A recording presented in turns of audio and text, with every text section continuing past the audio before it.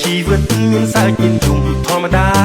ពេលខ្លះឯកាពេលខ្លះញញឹមស្រស់ស្រាយបោះចោលទុកសោកគុំនៅស្រណោះនឹកស្ដាយ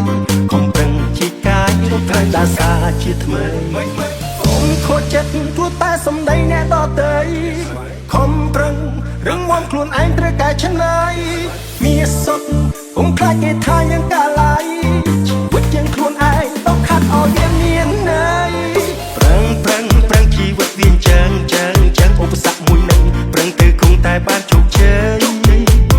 សាទើដឹងជីវិតមានអ្វីច្រើនជាងនឹងបន្តទៅមុខទៀតចង់បកក្រោយវិញធ្វើអី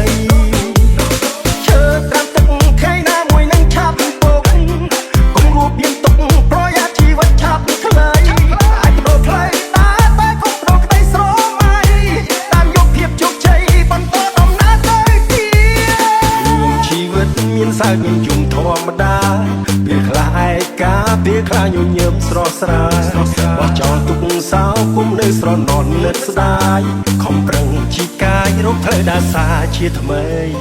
មានថ្ងៃនេះគឺមកពីការខំប្រឹងជីវិតនឹងដួលងើបច្រើនសាមិនដឹងរៀបរាប់ចាប់ផ្ដើមពីចំណុចណាគ្រាន់តែដឹងថាជីវិតប្រឹងណាស់រាល់ថ្ងៃមានថ្ងៃនេះគឺមកពីការខំប្រឹងជីវិតនឹងពេញជាការតែងសេចក្តី